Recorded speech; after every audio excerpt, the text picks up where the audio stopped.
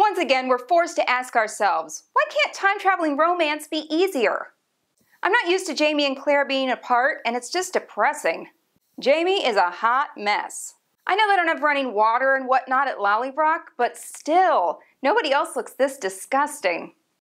I guess because his insides are sad, his outside looks the same.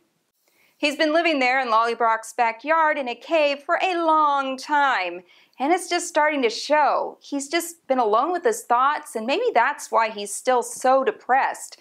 Maybe he just needs a good TV show to watch.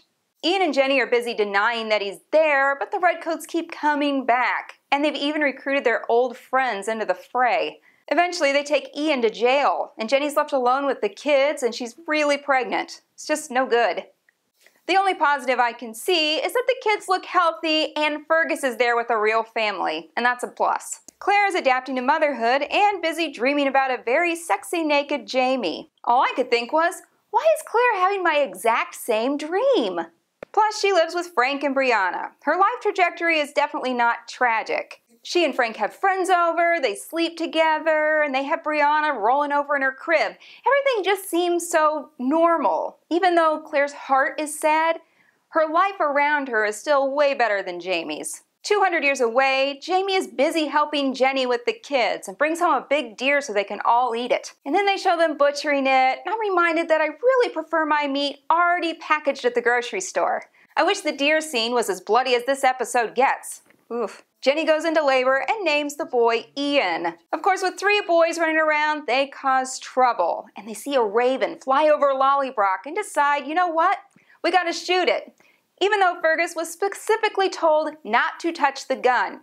He does anyway, shoots the raven, and the Redcoats hear it. Nobody's allowed to have weapons if they're Scottish, so since they weren't supposed to have weapons on the property at all, it is not good, and the Redcoats come looking. Jamie and the baby hide, Jenny has to cover, and Mary McNabb actually comes back in and takes the blame for it, and everything works out. Mary's gonna get hers for that good deed. And while Jamie is starting to go through some of the motions at Lollybrock, Claire is going through the motions with Frank, but Frank is tired of it. And when they're sleeping together, she won't open her eyes, and he says, "When I'm with you, but you're with him." Frank wants all of Claire, and she just won't give it. Back at Lollybrock, Jamie comes to a turning point when Fergus tries to lure the Redcoats away from Jamie's hiding place, and that evil McGregor traitor cuts off the poor kid's hand while Jamie watches. He was afraid to say anything because he thought they'd kill them both. And they would have, but still, to watch the kid you love lose an arm? Then they show Jamie coming to the rescue, and they show the severed hand. Really? We didn't need to see it laying there. We know, it's gone. But sometimes a traumatic moment snaps you out of your own funk, and Jamie breaks down over Fergus and wants to do right again. So he plans to turn himself into the prison.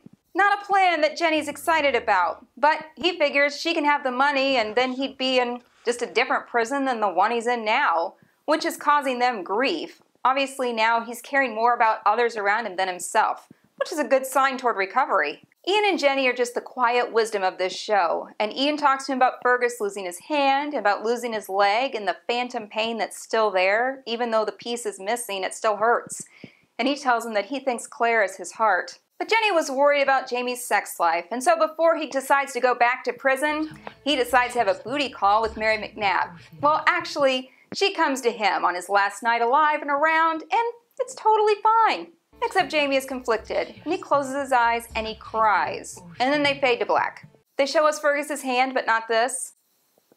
After his night out with Mary, he comes home clean-shaven and looking like himself. Jenny is standing there sobbing, and of course the Redcoats are there to pick him up and take him to jail. And she yells, "I will never forgive you for this. This is all your fault." Which is absolutely true. While Jamie has chosen his next chapter to be prison, Claire has decided to go to medical school. Even though she's the only woman in the class, she does have one African-American friend, and they're going to make a go of it. Even though things aren't great with Frank and they're sleeping in twin beds, she's at least taken her life and owning it. I believe that's what Beyonce would call lemonade.